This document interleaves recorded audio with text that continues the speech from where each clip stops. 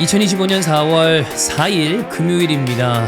6시 25분 지나가고 있습니다. 히든풋볼 호에 들어가겠습니다. 안녕하세요, 박종윤입니다. 안녕하세요, 임현철입니다. 네, 이번 주가 경기가 좀 얄궂게 있습니다. 수요일 한 경기, 목요일 한 경기, 금요일 한 경기, 토요일 한 경기, 일요일 한 경기, 월요일 한 경기가 있습니다. 이게 무슨 매치죠? 이번 주가 뭐 많아요. 네. 왜냐면 오늘 이제 업로드가 오늘 되니까 오늘 기준으로 밤에는 이제 17세 이하 월드컵 첫 경기를 합니다. 저희가 또 중계를 할 거라. 네네네. 17세 이하 월드컵도 이제 우리 시작이고, 그리고 바이에른 뮌헨도 금에서 토대 때 경기가 있고, 그쵸. 주말에도 말씀드린 것처럼 경기들이 있는데 월요일까지 쭉 이어져서 축구 좋아하시는 분들은 사실 주중 주말 가리지 않고 경기를 볼 수 있어서 너무 좋지만, 그럼에도 하루에 밀도 높은 경기를 보고 싶은 마음이 크잖아요. 근데 오늘 같은 첼시 토트넘의 내용이면 조금 답답해지지 않을까라는 생각도 좀 들긴 합니다. 조금 전에 이제 형철이가 축구 좋아하는 분들에게는 좀 좋은 소식일 수도 있다라고 얘기했지만, 제가 후토크 때 무슨 얘기를 했냐? 오늘 일어나서 경기를 본 분들 모두 다 패배자다. 바로 여러분과 저라고 이야기를 했습니다. 승리를 만끽한 첼시 팬들을 제외하고 과연 이 경기에서 웃을 사람이 있는가라고 얘기를 했는데, 진짜 경기가 와 어떻게 그러냐. 동시에 어떤 것도 끄집어내야 되지. 네. 선수들 싸운 거에 대한 후일담 말고는 저는 잘 모르겠어요. 네.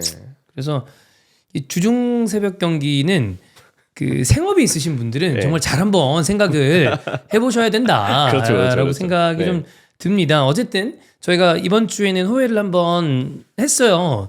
그리고 난 다음에 이제 경기 결과들 위주로 오늘 호회를 다시 진행을 할 예정인데, 주중에 있었던 경기가 우리가 말씀드렸었던 게 이제 노팅엄 맨유가 있었죠. 거기서 노팅엄이 승리를 하면서 맨유 분위기가 깨졌다라는 건 지난번 호회 때 했고, 그 다음에 어제가 머지사이드 더비가 있었고, 오늘 첼시 토트넘이 있었는데 각각 리버풀이 이겼고 첼시가 이겼습니다.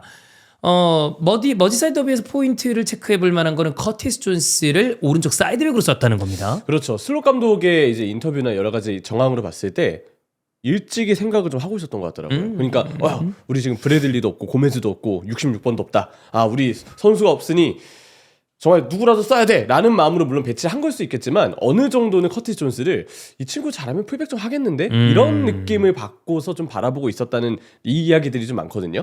그런 걸로 봤을 때 커티스 존스가 물론 실전에서의 풀백은 정말 거의 사실상 처음이라고 봐야 되지만, 어느 정도는 후연을 하거나 평소에 어떤 모습을 봤을 때 감독에게 좀 풀백에 싹이 보였다, 이렇게 해서 좀 봐야 될 것 같고, 저도 사실 놀랐어요. 왜냐면 실제 내부에서 후연이 어땠을지 모르겠지만 어쨌든 보여지는 걸로 보는 거는 우리가 경기를 통해서 보니까 처음이잖아요. 꽤 잘하더라고요.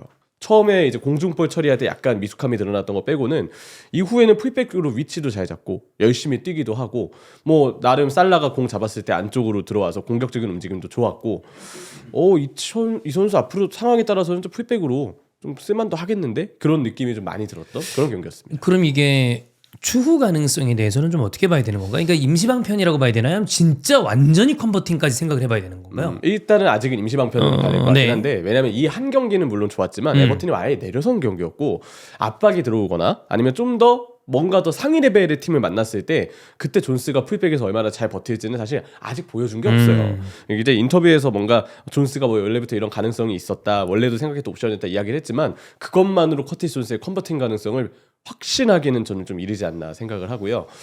근데 그건 있어요. 존스의 가능 포지션 중에 풀백이 뚫린 건 사실이다. 네. FM식 표현으로. FMC 포현으로 풀백이 뚫린 네. 거예요. 그래서 이거는 딱 보면은 지금 리버풀이 이제 66번이 나간다고 전제를 했을 때, 하지 않겠습니다. 66번이 나간다고 가정을 했을 때 미드필더 지역도 보강을 해야 돼요. 왜냐면 엔도도 저역 외자원으로 사실상 봐야 되고, 엘리엇도 지금 많이 안 쓰고 있고, 지금 뛰고 있는 쓰리미들의 주전들, 여기에 뭐 기존에 있었던 커티스 존스 정도 제외하고는 미드필더가 좀 애매한데, 미드필더 충원을 해야 되는데 66번까지 나가면서 오른쪽 풀백도 충원해야 돼요. 근데 공격도 답답하네. 공격도 충원해야 돼요. 우리 센터백 수 부족하지? 센터백도 충원해야 돼요. 왼쪽 풀백 로버슨 말고 치미카스 이제 나갈 것 같으니 왼쪽 풀백도 보강해야지. 이러다 보면은 너무 많은 포지션을 보강해야 되거든요. 차라리 미드필더 보강에 집중하고, 정말 상황에 따라서는 브래들리, 존스 이 두 명의 체제로, 조금에서는 지금 거치가 불확실하니까 이 두 명으로 일단 풀백을 좀 미리 생각해 두는 것도, 그냥 풀백 보강을 안 할 거면 존스를 조금 더 훈련을 시켜라. 대신에 미드필더를 더 확실하게 보강할 것, 뭐 이런 식으로 좀 전제 조건이 붙일 수 있다는 거, 옵션이 좀 많아진 부분에 있어서는 좀 메리트가 있다고 봐야죠. 뭐 이런 일들이 이전에 아주 없고 그러진 않았어요. 뭐 당장 지금 아스날의 루이스 스켈리 원래 미드필더입니다. 이번 시즌 내내 사이드백으로 나오잖아요. 사실 그 66번도 원래 미드필더였다가 풀백이 되면서 좀 활약을 했었던 선수로 제가 얼핏 자료를 찾아봤거든요. 그래, 맞아요. 전 본 적이 없지만. 예. 그래서 뭐 사실 이 정도로 프로에서 미드필더로 쭉 뛰다가 갑자기 컨버팅을 하는 경우가 뭐 아주 흔한 일은 아닙니다만 수준급의 선수들 중에 그곳을 왔다고 뭐 지금 그거를 같은 레벨로 보는 건 아닌데 필립 람. 또 반대죠. 네. 람은 그냥 그 분야에서는 탑 아닌가요? 그렇죠. 그다음에 키미히도 뭐 이런 선수들도 있고 그래서 이런 선수들이 없지는 않다. 그래서 커티스 존스가 어떤 리버풀의 스쿼드의 두터움과 포지션의 뎁스로 어떤 또 장점을 발휘할지는 좀 지켜봐야 될 만한 경기였다라고 생각을 할 만하고 두 가지 포인트를 더 짚어볼 텐데 하나는 오늘 경기에서 오늘 이게 새벽 경기니까 첼시 토트넘 경기에서 파프사르가 중거리 슈팅을 했는데 산체스가 좀 잘못 막아가지고 어쨌든 들어갔어요. 그죠. 근데 그 전에 골이 캔슬이 됐습니다. 왜 캔슬이 됐냐면 이제 카이세도랑 경합 장면에서 좀 과격한 이 킥이 나와가지고 그것 때문에 캔슬이 됐는데 이거와 비슷한 장면이 어제 경기에도 나왔었고 저는 개인적으로 사르 그거 퇴장감이라고 봐요. 저도요. 레드 카드가 나와야 된다. 특히 전날에 무슨 일이 있었는지 보면 타코스키가 사실 이것도 태클이라기보다 사실 킥에 가까워요. 그러니까 스터드가 들려있긴 했는데 자기가 먼저 공을 처리한 다음에 그 몸이 그대로 속도가 붙은 상태에서 스터드가 이렇게 보인 채로 이 맥칼리스터의 정강이 쪽을 아예 발이 들어갔어요. 정강이 쪽이 이렇게 막 타격을 받는 게 눈에 보일 정도로 상당히 아파 보였는데 근데 그 장면 있잖아요. 처음에는 경고로 끝났거든요. 근데 이후에 지금 이 VAR까지 가서 그냥 VAR도 안 갔어요. 포이터니가 별 이야기도 하지 않았는데 이 PGMO에 프리미어리그 심판 사무국에서 이거 오심이었다. 퇴장이 맞다라고 이야기를 하면서 하루도 지나지 않아 판정이 잘못됐다라고 오심 지적이 나왔습니다. 그래서 저는 그 아까 사르 장면을 봤을 때 이거 같은 이유로 이것도 퇴장이라고 어필이 될 법도 한데라는 생각이 들어서 보신 첼시 팬분들은 조금 얘기할 수도 있지 않을까라는 생각이 좀 들긴 했었어요. 보신 분들은 아실 거고 만약에 못 보셨던 분들은 체크를 해보시면 고의적으로 한 것 같은 느낌은 아니에요. 공을 가져가려고 했어요. 맞아요. 근데 고의성과 별개로 상대를 위험에 빠뜨릴 수 있는 파울은 레드카드가 나오는 게 일반적입니다. 되게 특이한 장면도 아니었고 저는 이건 퇴장 나오겠다라고 생각을 했는데 경고로 끝나긴 했거든요. 근데 사후에 징계가 바뀔 가능성도 감안을 해야 된다. 네, 제가 그걸 아까 좀 충격적인 뉴스를 봤는데 아마 인디카일라였을 거예요. 구라카일라. 유명한 구라카일라. 예. 근데 사실 이 아저씨 썰이 좀 재밌긴 하거든요. 맞아. 지금 이제 에버튼이 곧 아스날을 만나잖아요. 예, 갑자기 그런 얘기를 하더라고요. 프리미어리그 PGMO의 사무국이 타코스키에게 사후 징계 내리려고 했으나 리버풀이 막았다. 왜냐? 다음 상대가 아스날이기 때문이다. 그런 역시 구라카일라다. 야 정말 이 생각은 어떻게 해야 되는 건지 야 너무 재밌다. 그거는 드라마나 극작가 같은 느낌의 어떤 생각인데 그렇습니다. 자 그리고 좀 다른 얘기를 해보면 살라 재계약 얘기가 좀 유력하다는 보도들이 있나 봐요. 네, 푼 메르카토에 이제 산티아오나가 직접 얘기했습니다. 살라와 재계약 근접 이런 이야기가 있었는데 데일리메일도 같은 언급을 했고 사실 이 정도의 어떤 긍정적인 뉘앙스의 보도들이 쭉쭉쭉 나온 게 흔치 않은 일이긴 해요. 그렇기 때문에 다른 선수와 다르게 살라는 재계약 가능성이 크다. 반다이크는 본인이 재계약을 굉장히 하고 싶어한다. 그런 의지들이 좀 많이 지금 확인되고 있는 최근의 뉴스가 아닌가. 그래서 저는 살라는 거의 잡았다고 지금 봐야 되지 않을까 이렇게 보고 있습니다. 지금 상황에서는 잡아야죠. 잡아야 되고 일단 그 생각은 들어요. 사실 진짜 이번 에버튼전 때 저 입중계를 했잖아요. 살라 교체아웃 때 제가 어떤 팬분이 이 채팅을 남겨줬어요. 오늘 살라 있었어요? 라고 할 정도로 아예 살라가 뛰고 있는 거라 자각이 못 하신 거예요. 부진했다. 근데 저도 생각해보니까 살라 언급을 했던 게 저도 똑같은 내용이었어요. 야 이거 모르는 사람 보면 오늘 살라 안 나온 줄 알겠다. 그거 말고 살라 언급할 일이 없었거든요. 커티스 존스가 나는 요주의 선수여서 어떻게 하나 보고 있었는데도 불구하고 그 방향의 살라가 안 보였다는 건 심각한 문제죠. 근데 살라가 후반기마다 지금 이런 퍼포먼스고 이제는 나이가 사실 좀 찬 부분이 있어서 아마 재계약을 할 때 그런 얘기도 있을 거예요. 이 선수 아무리 그래도 2년이나 잡아주는 게 맞냐. 하지만 레전드 때문에 해야죠. 그럼. 본인이 원하고 일단 전반기 때 폼을 그 정도로 보여줬다면 무조건 주전 보장이 그 2년 동안 다 책임져진다고 장담은 못하지만 뭐 선수 본인이 그래서 어떻게 서운해할지 모르겠지만 일단 계약 기간을 남겨둔 채로 본인이 원하는 걸 들어주는 게 일단 맞는 거라고 생각은 해요. 형철이 때는 아닌데 그거 기억하죠? 4대 미드필더 4대 공격수. 뭐 얘기가 있었다고. 한국에서 만든. 만약에 4대 윙포를 지금 기준으로 뽑아요. 그러면 살라는 여전히 들어가겠죠? 들어가야죠. 들어가야죠. 네, 전반기 때 활약이 있는데 전반기 활약이 지난 시즌 활약이 아니에요. 올 시즌이니까. 4대 윙포. 4대 윙포. 지금 생각나는 선수들. 근데 참 이러면 안 되는데 자꾸 왜 사나랑 그나브리 생각이 나. 그나브리 꼭 넣어주십시오. 그렇습니다. 네. 자 어쨌든 살라는 재계약이 유력해 보이고 그다음에 반다이크도 그럼 네. 아놀드가 아웃되는 거는 아쉬울 수 있겠습니다만 그간 좀 이슈가 됐었던 그 리버풀의 재계약 이슈는 어느 정도 좀 마무리가 돼가는 느낌이라 다행이에요. 그렇죠. 예, 어쨌든 3명 중 2명 잡는 게 대부분 정배라고 그죠? 느꼈어요 팬분들도. 네. 근데 다행히 그 2명만 잡으면 뭐 좋다. 예, 그렇습니다. 그렇습니다. 예, 그렇습니다. 자, 그다음에 주중컵 대회들이 이제 리그마다 있었어요. 이탈리아 같은 경우에는 코파 이탈리아가 있었는데 밀라노 더비는 무승부였습니다. 2차전을 봐야 됩니다. 그렇죠. 일단은 1, 2차전이 나뉘어 있기 때문에 무승부로 끝난 이상 아직 결판이 나지 않았고 그냥 이제 플리식의 연계를 인테리가 잘 막았던 포인트가 저는 가장 돋보였던 것 같아요. 덕분에 공격 작업을 좀 틀어 막으면서 이 경기를 일단 무승부선에서 마쳤다. 하지만 진짜 2차전까지 나와야 과연 어느 팀이 트로피에 더 근접해질지는 좀 더 윤곽이 나오지 않을까 싶어요. 자, 그리고 이제 코파 델레이인데 우리가 지난 회때 레알 마드리드와 소시다드의 혈투 그 얘기를 드렸었거든요.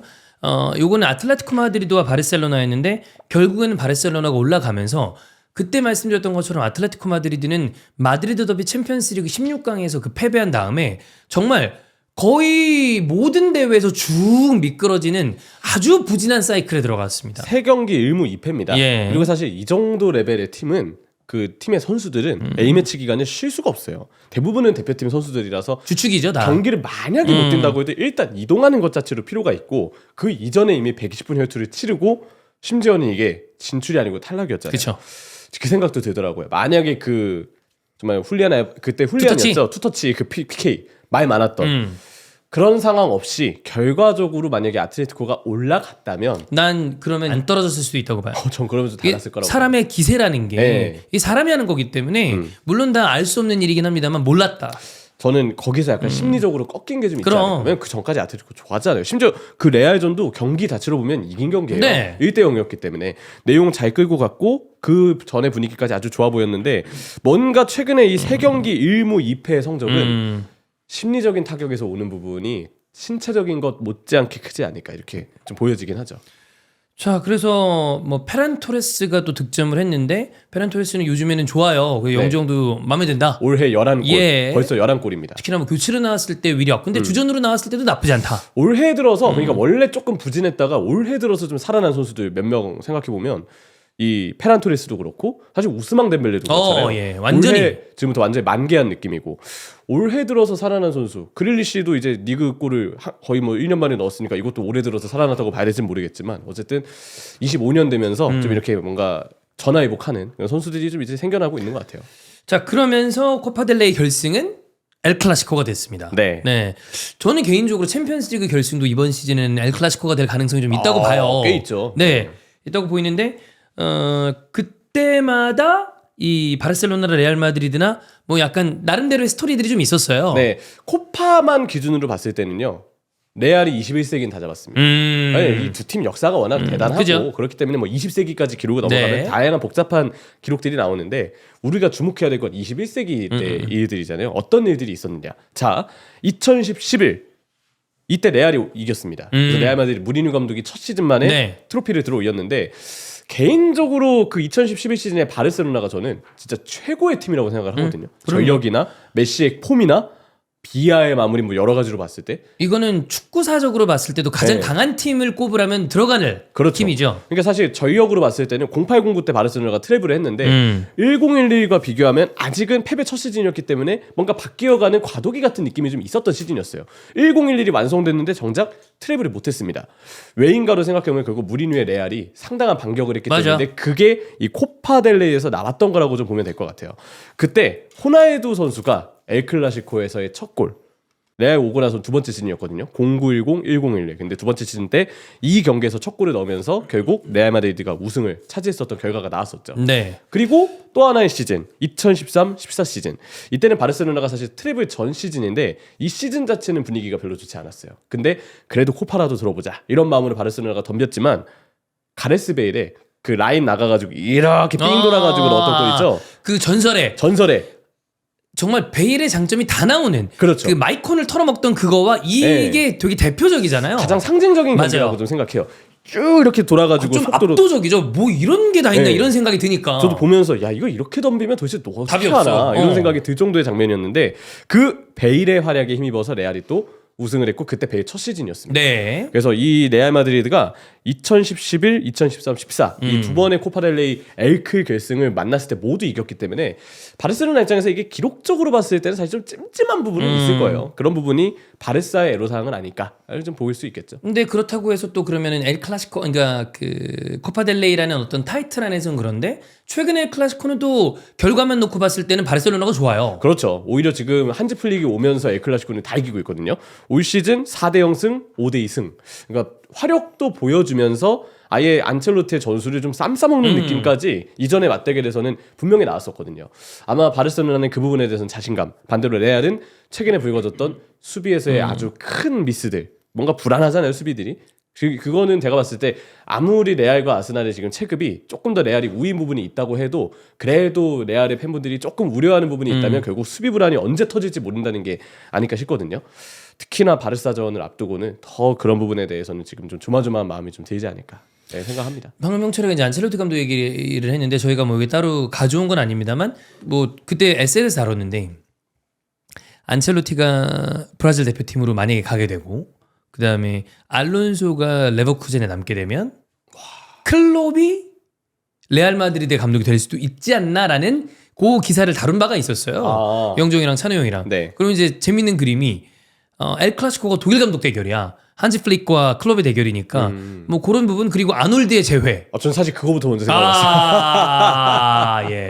뭐 가능성이 저는 많아 보이진 않는데 또 뭐 독특한 그림이니까. 클롭 성격이면 그냥 라리가로 봤을 때 바르셀로나, 레알 그리고 너무 안타깝게도 최근에 이 두 팀에게 조금 밀려있는 아틀레티코가 있잖아요. 일단 이번에도 결국 넘어서려 했지만 아쉽게 좀 좌절에 맛봤던 아틀레티코. 굳이 따지면 라리가에서 순위권 낮은 팀에 갈 거예요.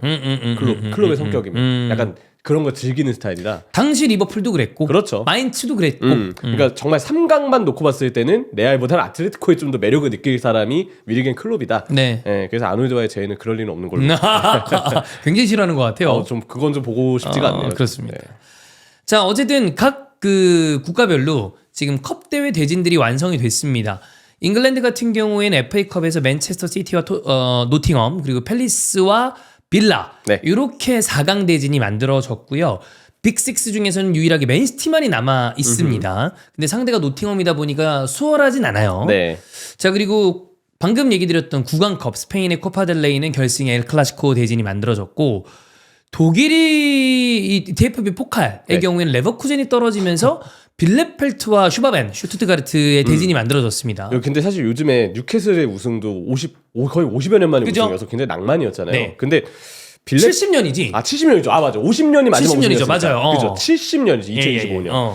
빌레펠트는 구단 창단 120년 만에 자국컵 대회 첫 결승이에요. 와, 여기 장난 아니겠다. 네, 최근에 사실 1부에 있다가 3부까지 떨어지고 맞아요. 팬들이 사실 느꼈을 그 스트레스 어떤 그런 게 상당히 컸을 거라 생각을 하는데 야, 첫 결승이라고 하니까 여기 팬분들은 말 그대로 정말 살면서 가장 큰 낭만을 이루는 게 아닐까. 만약에 우승까지 한다면 그럼 뭐 대단한 이슈가 될 거고 그리고 이제 슈투트가르트의 경우는 사실 저는 분데스리가를 올 시즌 중계하고 올 시즌 중계 때문에 지난 시즌에 또 당연히 자료조사도 하고 경기도 봐야 되잖아요. 헤네스 슈투트가르트가 너무 좋았어요. 이 조카 베네스잖아요. 네. 근데 저는 주목해야 되는 감독이 아닌가. 지금 다양한 또 분데스리가 팀들이랑 링크가 있어요. 네. 슈바베는 만약에 슈투트가르트를 떠나게 된다면 뭐 도르트문트에 갈 것이다. 뭐 아니면 뭐 다른 팀들 뭐 최근에 또 라이프치히가 결국은 잘랐죠. 감독 바꾼 로제 감독을 바꿔버렸는데 네.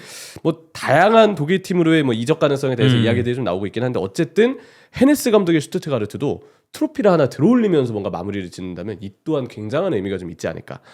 근데 요즘에 슈투트가르트도 약간 좀 기복이 있거든요. 왔다 갔다 하죠 좀. 빌레펠트의 낭만이 이루어질지 슈바벤의 헤네스 감독이 뭔가 트로피의 결실을 맺는 순간이 올 것인지 되게 좀 기대되는 매치업이긴 합니다. 네.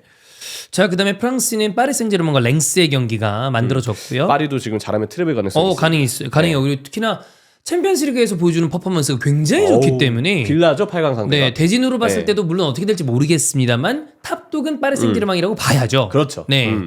자, 근데 이탈리아 코파 이탈리아는 아까 말씀드렸던 것처럼 밀란과 인테르는 일단 1차전은 무승부고요.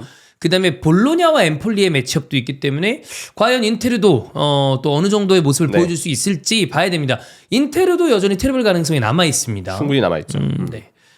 자, 그다음 저 오늘 그 새벽 경기 첼시 토트넘. 예.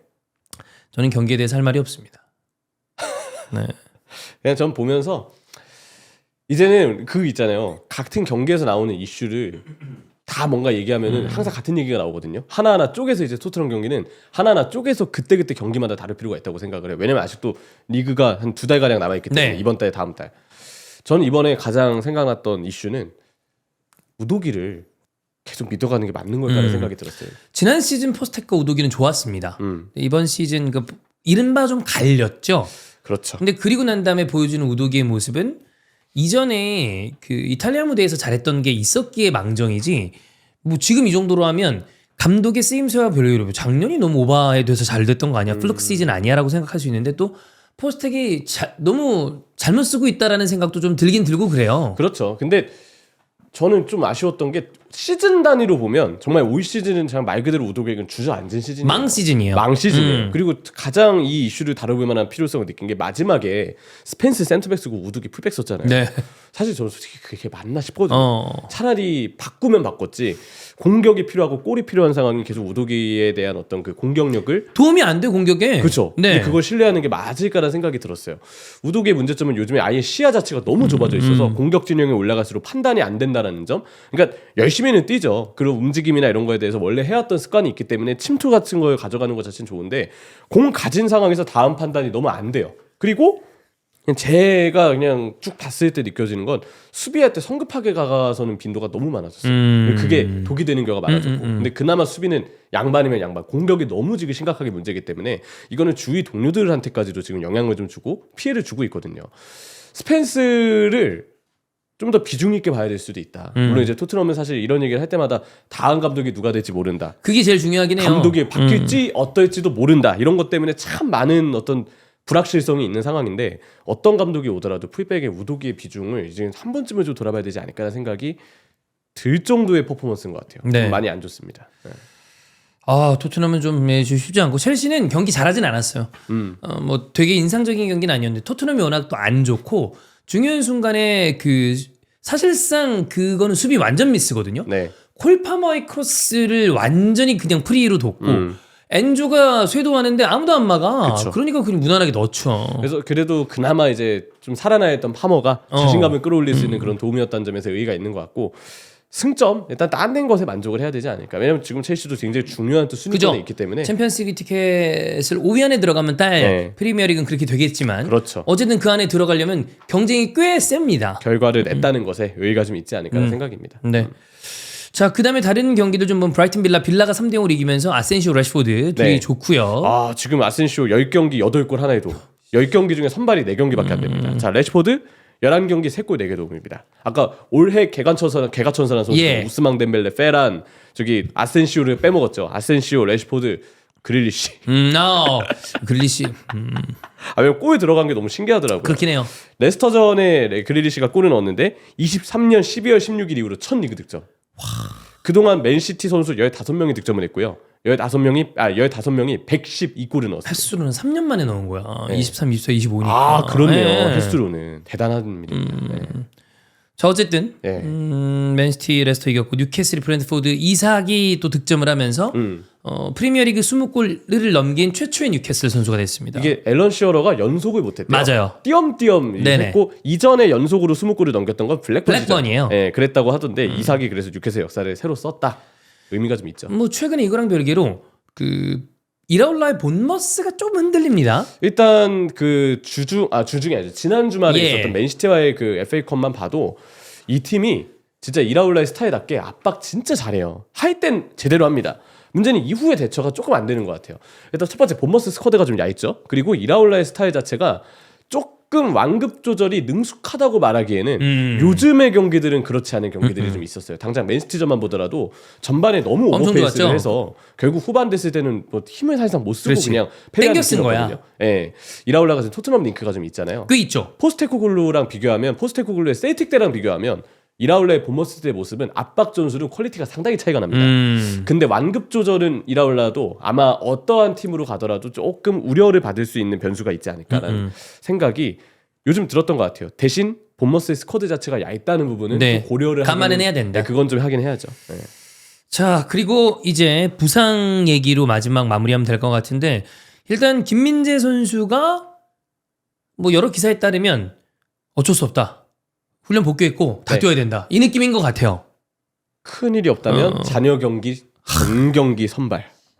이게 맞나? 너무 힘들다. 참. 와, 뭐 상황이 이러니까 감독도 구단도 어쩔 수 없겠지만. 지금 독일 언론에서도 네. 그 김민재 선수를 그래서 많이 걱정하고 어. 위로하는 기자들의 반응이 늘어났는데 타임라인으로 이렇게 김민재 선수의 컨디션을 정리해준 기사가 있었어요. 자, 일단 아킬레스 쪽 통증은 지난해 작년이었죠. 올 시즌 전반기 프랑크푸르트전부터 계속해서 누적이 되어왔던 통증입니다. 그걸 안고서 이제 김민재 선수가 경기 뛰었는데 그러다가 결국은 너무 큰 이제 통증이 와서 A매치 기간은 쉬었죠. 그쵸. 그리고 원래는 리그도 당연히 쉬려고 했었고 하지만 우파메카노와 뭐 알폰소 데비스 부상이 나오면서 이번 장크트 파울리전을 포함해서 쭉 네. 뛰어야 될 상황입니다. 근데 장크트 파울리전 이전에 감기 몸살이 있었대요. 아, 그렇구나. 인후통이 되게 심해가지고 뭐 인후통 뭐 기침 그 침 삼킬 때 아픔 약 이런 통증들이 많이 왔을 것 그럼 같아요. 경기 컨디션이 떨어지죠. 그리고 그럼에도 불구하고 아까 말씀드렸던 우파메카노 부상 뭐 이토는 사실 그 경기 중에 부상이었기 그쵸, 때문에 맞아요. 그것도 논의로 뒀을 때 알폰소 부상도 있었고 결국 나와야만 했던 상황이잖아요. 그래서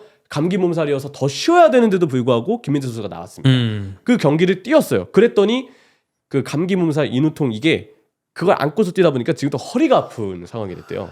그러니까 아킬레스 통증은 여전히 안고 있는데 감기 몸살 기운 허리. 허리 그리고 이제 바로 다음 경기 이제 이번 주에 경기를 아우크스부르크 전에 치르는데 다 내일이 오늘에서 내일 가는 새벽이죠. 그쵸. 과연 그 사이에 감기 몸살이 나왔다고 해도 그 여파가 얼마나 다 가라앉았겠느냐. 후연 복귀를 했는데 그 전까지 쭉 쉬었어요. 사실상 경기 앞두고 경기 전 하루 이틀 정도 훈련하고 나머지 날들은 다 회복만 한 건데 김민재 선수 다 쉬더라고요. 그 정도로 지금 몸 상태가 안 좋아 보여서요. 이거 좀 걱정됩니다. 큰 사고가 없었으면 좋겠어요. 네. 진짜로. 네. 별 문제 없이 잘 뛰어주기를 바라는 것밖에 없고. 자, 그다음 이 선수도 이제 또 유니폼의 아이콘이 돼가고 있는 라비아. 네. 또 부상이라고요. 또 부상을 당하면서 첼시 팬들한테는 스트레스를 주고 있습니다. 리스 제임스가 사실 첼시 팬들에게는 누적됐던 그간의 그 부상에 대한 아쉬움 혹은 스트레스, 네. 짜증 이런 게 최근에 돌아오긴 했지만 너무 쉰 기간들이 많으니까 길고. 이제 다시 뭔가 보여줘야 예. 되죠. 예. 근데 지금 뛰는 것만으로는 아직 팬들에게 상심을 다 만회해주지 못했다라고 봐야 되는데 이 라비아는 지금 더합니다. 이 부상 관련 기록을 보면요, 20개월 동안 14경기 뛰었어요. 지난 시즌에 한 경기 출전인가 그렇고요. 9경기, 이 14경기 동안 선발은 9경기였고 풀타임 경기는 단 한 번도 없고요. 45분 이상 뛴 경기가 이 중에 7경기밖에 안 됩니다. 너무하다 이거 진짜 근데 좀. 너무 심각한 네, 뭐 본인이 원해서 부상당하는 건 아니라지만 좀 심하네. 왜냐면 이전 팀이었던 사우스햄튼에서 그래도 경기를 맞아. 뛰었어요. 물론 그때도 부상이 있었어요. 하지만 그럼에도 경기를 꽤 뛰었는데 첼시에 올 때부터 부상을 당한 상태로 오더니만 웬걸 라비아가 나오면 잘하거든요. 라비아가 나와야지 이제 뭐 카이세도를 변칙적으로 풀백에 써서 인버티드 풀백에 뭐 카이세도가 중원 싸움에 보탬이 되는 그런 마레스카의 그 중반기 초중반기 잘했을 때 전술 있잖아요. 그걸 쓰려면 라비아가 필요한 게 맞아요. 그리고 그 라비아가 있어야 엔소도 좀 공격적으로 올라가고 그러면서 이제 카이세도와의 역할 배분까지 좀 확실하게 이루어지는데 그 라비아가 지금 문제가 생기면서 지금 안 그래도 중원 백업이 조금 미진한 첼시긴 한데 여기에 더해서 라비아도 이렇게 빈자리 너무 많이 남겨놓으니까 고민을 안긴다고 지금은 봐야죠. 뭐 그렇다고 지금 바로 뭐 매각할 수 있는 것도 아니고. 근데 좀 골치 아플 것 같습니다. 많이 골치 아프죠. 주축 자원이라고 볼 수 있고 그다음에 전도 유망한 자원인데 부상으로 이렇게 시간들을 날려먹으면 나중에 기량이 어느 순간 꺾이는 순간들이 오고 그래가지고. 그렇죠. 엔소 백업도 제가 볼 때 영입이 좀 필요하다 보거든요. 첼시는. 근데 그 이상으로 이 라비아를 이제는 전력에 포함될 자원으로 보면 안 될 것 같아요. 당장. 예, 그냥 없는 선수라 생각하고 보강을 해야 되지 않을까. 왜냐면 첼시도 여름에 클럽워드컵 나갑니다. 그럼요. 그것 때문에 다음 시즌 초반에도 지장이 은근 있을 수 있어요. 아직 뚜껑을 열어보기 전에 대회라서 어떨지 모르겠지만 다 지금 준비를 좀 해야 되지 않을까 보고 있습니다. 자, 그다음 마지막으로는 아마 보셨겠지만 마갈량이스 시즌 아웃 햄스트링 수술 확정. 레알 마드리드전은 못 나옵니다. 심각한 상황입니다. 예. 일단은 철강왕이라지만 마가양이스가 그동안 좀 많이 혹사를 당했고, 아니 너무 많이 혹사. 많이 당했어요? 예. 근데 감독 입장에서 이렇게 잘하는 선수를 과연 뺄 수 있었을까? 그리고 백업이 키비오르인 상황에서 과연 누구를 믿을 수 있었을까? 안 된다라고 생각을 했겠죠. 그리고 또 하나 이 마갈량이스가 이전과 올 시즌에 가장 달라진 점이 대표팀에서 역할이 많아졌어요. 밀리탕에 다쳤죠. 그렇죠. 그러면서 그 이후에 이제 도리발 감독이 결국 브라질의 센터백으로 내세웠던 선수가 마갈량이스였습니다. 그래서 그냥 원래는 뭐 차출이 되더라도 경기는 안 뛴다든지 아니면 뭐 다른 센터백들이 좀 쟁쟁하고 우선적으로 뽑혀서 마갈량이스가 안 뽑힐 때도 꽤 있었는데 최근에는 오히려 마갈량이스가 항상 뽑혀왔고 징계 같은 거에 아니면 주전으로 뛰었어요. 지난 3월 A매치 때 아르헨티나전은 징계로 마갈량이스가 빠졌거든요. 그래서 아 좀 쉬겠구나 라고 생각을 했던 아스날 팬분들이 많으실 텐데 이미 그동안 누적됐던 데미지가 계속 있을 거예요. 있어 왔던 것 같습니다. 사실 사카도 부상당했을 때 약간 올게 왔다라고 얘기를 했었거든요. 그러니까 뭐 대표팀 레벨에서 많이 뛰는 것도 있고 아르테타 감독도 본인이 마음에 들어하는 선수를 안 빼고 쭉 쓰는 경향이 되게 강하기 때문에 있죠. 그래서 이번 시즌에 장기 부상들이 좀 많죠. 외대고로 네. 장기 부상이었고 사카 부상으로 돌아왔다지만 뭐 장기였고 그다음에 화이트도 벤 화이트 그렇고 하베르츠도 그렇고 예. 이게 일단 부상은 모든 팀에게 다 불운한 요소입니다. 하지만 말씀하셨던 아르테타의 약간의 좀 미적지근한 로테이션 그로 인해서 좀 파생된 문제라고도 지금 보여질 수밖에 없어요. 물론 감독 입장에서는 좀 더 좋은 선수가 많았으면 좋겠다라고 느낄 수 있는데 다음 시즌을 벼르고 계실 아스날 팬분들이 계속 많을 것 같아요. 네. 그래 보강할 만큼 해줄게. 물론 팬분들이 선택하는 건 아니지만 할 것 같은 분위기잖아요. 그러고 난 다음에 아르테타가 과연 트로피를 들 수 있는지 한번 보자. 그게 안 이루어지면은 더 힘을 좀 못 받죠. 힘을 못 받겠죠. 네. 예, 평가를 받기도 힘들 거고. 일단 당장 레알전부터가 걱정입니다. 저는 그렇습니다. 그래도 1차전은 못 나오더라도 2차전은 나오지 않을까 원래 나도 그렇게 생각했는데 생각을 했는데 뭐 그냥 수술을 하는 것 같아요. 그래서 네, 뭐 챔피언스리그 우승은 레알 마드리드가 하겠죠. 당연히 레알이죠. 당장 AI한테 물어봐도 다 레알이라고 대답해요. 네. 네. 하지만 또 모르니까 축구는 네. 뭐 얘기는 이렇게 합니다만 아스날 경기도 재밌게 좀 치러졌으면 좋겠고 다른 팀들도 챔스 다음 주입니다. 네. 재밌게 봐야죠. 그렇습니다. 자, 그럼 히프토회 오늘은 여기까지 마무리를 하고 다음 주에 EPL로 다시 돌아오도록 하겠습니다. 고맙습니다. 감사합니다.